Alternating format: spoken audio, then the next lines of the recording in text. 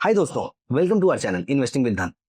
दोस्तों, ईटीएफ एक बहुत ही बढ़िया प्रोडक्ट है, स्पेशली उन लोगों के लिए जो अपनी इन्वेस्टमेंट जर्नी अभी स्टार्ट कर रहे हैं। हम में से बहुत सारे लोग फुल टाइम इन्वेस्टर्स या फुल टाइम ट्रेडर्स नहीं होते हैं और हम रोज मार्केट को ट्रैक नहीं कर सकते। उन सभी लोगों के लिए ईटीएफ एक ऐसा प्रोडक्ट है जिसमें आप पैसिव तरीके से इंडिया के ब्रॉड मार्केट इंडाइसेस में या फिर सेक्टोरल इंडाइसेस में इन्वेस्ट कर सकते हैं। दोस्तों, इन दोनों टाइप के या फिर और भी डिफरेंट टाइप के इंडाइसेस जो मैं आपके साथ डिस्कस करने वाला हूं, या बहुत सारे टाइप के ईटीएफ जो मैं आपके साथ डिस्कस करने वाला हूं, इनमें आपके सोच, आपके माइंड में जो चीजें चल रही हैं, आप उसको मार्केट में इंप्लीमेंट कर सकते हो, and that too by spending less than even 15 minutes per week. Yes, absolutely right. आपको 15 मिनट से भी कम चाहिए पूरे एक हफ्ते के अंदर, और आप अपने लिए एक लॉन्ग टर्म इक्विटी का पोर्टफोलियो बिल्डअप कर सकते हैं। इस लॉन्ग टर्म इक्विटी पोर्टफोलियो में हिम्मत होगी आपके ब्रॉडर इक्विटी मार्केट को मिमिक करने की। एट द सेम टाइम जितना रिटर्न एक बिगिनर इन्वेस्टर स्टॉक से एक्सपेक्ट करता है, अप्रोक्सीमेटली उतना ही रिटर्न आपको ये वाला पोर्टफोलियो भी दे पाएगा। इसीलिए प्लीज मेक श्योर कि आप इस वीडियो को बहुत ध्यान से सुनेंगे, बहुत ध्यान से देखेंगे, पेपर पेन लेकर बैठेंगे, सारी बातों को नोट करेंगे। एंड अगर आपने हमारे चैनल को अभी तक सब्सक्राइब नहीं किया है तो प्लीज मेक श्योर आप यहां पर सब्सक्राइब कर लीजिए, क्योंकि यहां पर मैं आपके साथ बहुत सारी इंपॉर्टेंट और अच्छी चीजें जो आपकी रिटायरमेंट प्लानिंग, आपकी फाइनेंशियल प्लानिंग, आपके इन्वेस्टमेंट पोर्टफोलियो, इन सारी चीजों को अच्छे से क्रिएट करने में आपकी हेल्प कर सकते हैं, वो सारी चीजें मैं आपके साथ डिस्कस करने वाला हूं। आइए दोस्तों, चलते हैं हम यहाँ पर। इस वीडियो के अंदर हम डिस्कस करने वाले हैं कौन कौन से ईटीएफ इंडियन मार्केट में अवेलेबल हैं और किस तरीके से आप उनके अंदर बढ़िया रिटर्न जनरेट कर सकते हैं। व्हेन आई से बढ़िया, आप इन्फ्लेशन को एटलीस्ट डबल के मार्जिन से बीट कर पाएंगे अगर आपने इस पोर्टफोलियो को सही तरीके से मैनेज किया तो। दोस्तों, सबसे पहले मैं आपको लेकर चलूंगा धन के वेब कंसोल पे, जहां पर मैं आपको दिखाऊंगा कितने सारे ईटीएफ धन के प्लेटफॉर्म पे अवेलेबल है। तो यहाँ पर आप नोटिस कीजिए, मैंने धन का वेब कंसोल ओपन कर लिया है। मैं यहाँ पर ईटीएफ पे क्लिक करता हूं। अब आप देखिए यहाँ पर कितने सारे टाइप के ईटीएफ आपको दिख रहे हैं। You can see liquid ETF, broad index ETF, sectoral ETF, thematic ETF, strategy, commodities, global या डेट। सबसे पहली चीज, अगर आपको डेट मार्केट में इन्वेस्टमेंट करनी है तो यहाँ पर डेट मार्केट के ईटीएफ आपको दिख रहे हैं।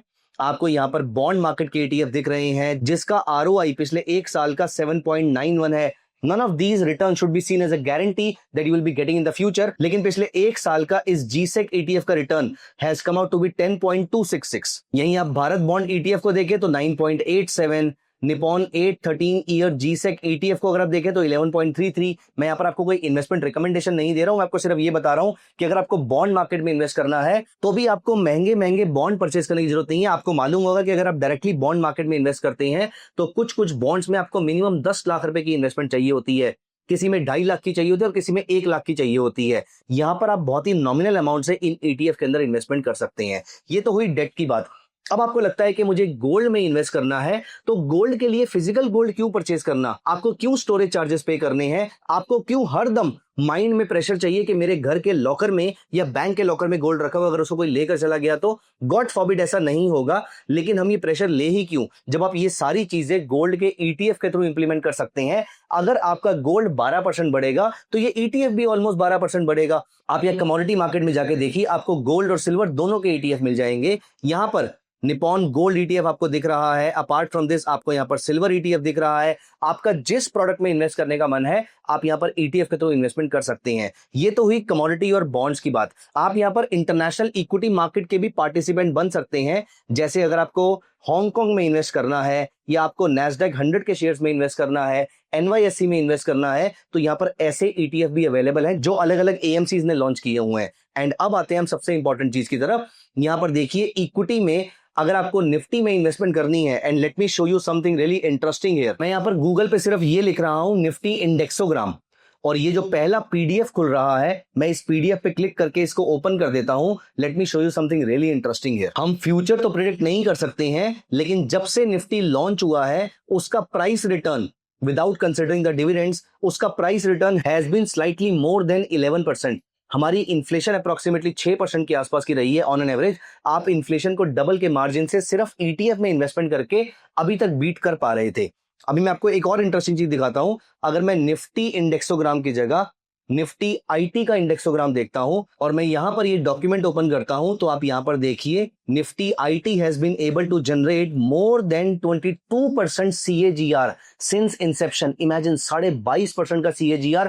आपने यहां पर कोई एफर्ट नहीं किया। Again the past returns are not a guarantee of the future returns also. मैं सिर्फ आपको यह बता रहा हूं कि ETF कितना पावरफुल टूल है। यहीं पर आप बैंक निफ्टी का भी ETF परचेज कर सकते हैं। तो यहां पर ये सारे ETFs अवेलेबल हैं। ये ब्रॉड इंडेक्स का ETF है जहां पर आपको मिड कैप का ETF मिलेगा, नेक्स्ट 100 का, नेक्स्ट 50 का, ये सारे ETF मिलेंगे। और अगर आपको लगता है कि आपको किसी पर्टिकुलर सेक्टर में इन्वेस्ट करना है तो यहां पर Nifty PSU bank, Nifty IT, Nifty FMCG, ये सारे टाइप के सेक्टोरल ETF भी मिल जाएंगे।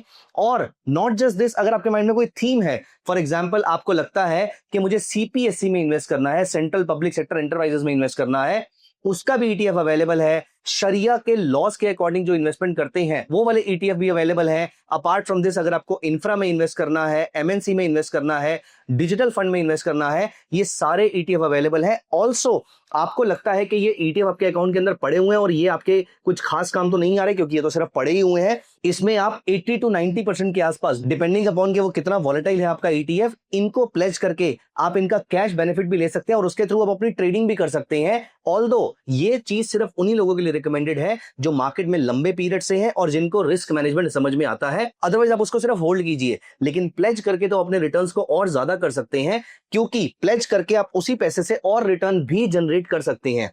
ऑल्सो यहां पर आप नोटिस कीजिए, there is one more ETF called strategy ETF। For example momentum 30 stocks, Nifty के टॉप के 200 स्टॉक्स में से जो जो मोमेंटम पिक करेंगे ये ETF उनको एक्यूमुलेट करता रहेगा। Apart from this you can have low volatility वाले स्टॉक्स। तो बहुत सारी स्ट्रेटजीज है जिसके बेसिस पे ये ETF इन्वेस्टमेंट कर सकते हैं। ऑल्सो दोस्तों, इन ETF से आप और अच्छे रिटर्न जनरेट कर सकते हैं अगर आप एक खास रूल फॉलो कर लें। एक रूल जो मैं यहां पर फॉलो करता हूं वो बहुत इंपॉर्टेंट है। अब हम आगे वीडियो के एक बहुत ही इंपॉर्टेंट पॉइंट पे, तो यहां पर मुझे आपकी अटेंशन बहुत ज्यादा चाहिए होगी। Those who are still active with me, quickly give me a thumbs up in the comment section अभी के अभी, सो दैट मैं समझ पाऊं कि आप मेरे साथ अभी हैं इस वीडियो के अंदर जुड़े हुए। अब दोस्तों यहां पर मेरी बात को ध्यान से सुनिएगा। आपने नोटिस किया कि निफ्टी का ब्रॉड मार्केट इंडेक्स और सेक्टोरल इंडेक्स ये लगातार ऊपर जा रहे हैं। Banking ETF has generated a return of more than 15-16% since inception। IT के इंडेक्स ने 22-23% के आसपास का रिटर्न जनरेट किया है। निफ्टी इटसेल्फ ने 11-12% के आसपास का रिटर्न जनरेट किया है। अब आप सोचिए, ये जब इनका चार्ट लॉन्ग टर्म में ऊपर जा रहा है, can I say that every dip can be seen as a buying opportunity? Again मैं आपको कोई रिकमेंड नहीं कर रहा हूं, मैं क्या करता हूं मैं आपको ये बता रहा हूं। मैं अपने लिए आई पर्सनली बिलीव कि इंडियन मार्केट लगातार ग्रो करती रहेगी। अगर इंडियन मार्केट लगातार ग्रो करती रहेगी तो इंडिया के सेक्टोरल और मेजर ब्रॉड मार्केट इंडेक्स ये दोनों ग्रो करते रहेंगे। अगर ये दोनों ग्रो करते रहेंगे तो इंडिया के ETF ग्रो करते रहेंगे। इस पॉइंट ऑफ व्यू को माइंड में रख के every dip I see this as a buying opportunity in my ETF। और आज के डेट में जब मैं वीडियो बना रहा हूं तो Nifty is down by 16% from its top. Mid cap and small cap भी 20-25% डाउन है। ऐसे टाइम पर कोई भी एक ऐसा इन्वेस्टर जो इंडिया की ग्रोथ स्टोरी को लेकर बहुत पॉजिटिव है, वो इनको अपॉर्चुनिटीज की तरह देख सकता है। वो यहां पर इनमें और एक्यूमुलेशन कर सकते हैं। और जब ये मार्केट हाईली ओवरबॉट हो तो आप अपनी इन्वेस्टमेंट को थोड़ा सा स्लो डाउन कर सकते हैं और उसी पैसे को मार्केट के नीचे आने पर दोबारा इन्वेस्ट कर सकते हैं। दोस्तों this is how I approach this product called ETF। आप कौन कौन से ETF में इन्वेस्टेड है आप मुझे कमेंट्स में बताइएगा। और ETF को लेकर एक चीज आपको डेफिनेटली पता होनी चाहिए, वो है tracking error. You have to make sure कि आप जिस भी ETF में इन्वेस्ट कर रहे हैं उसका ट्रैकिंग एरर बहुत कम होना चाहिए। मतलब वो कितना क्लोजली अपने इंडेक्स को ट्रैक कर पा रहा है। That is the only point that you have to take care for yourself. दोस्तों आप कौन कौन से ETF में इन्वेस्टेड है कमेंट्स में मैं आपके जवाब का वेट करूंगा। और ETF को लेकर अगर आपके माइंड में कोई भी क्वेश्चन है तो प्लीज कमेंट्स में बताइए, मैं उनको डेफिनेटली एड्रेस करना चाहूंगा। आई होप आपको ये वीडियो पसंद आया होगा। अगर हाँ तो कमेंट्स में जरूर फीडबैक दीजिएगा। Thank you so much, bye bye, take care. Investments in the securities market are subject to market risk. Read all the related documents carefully before investing.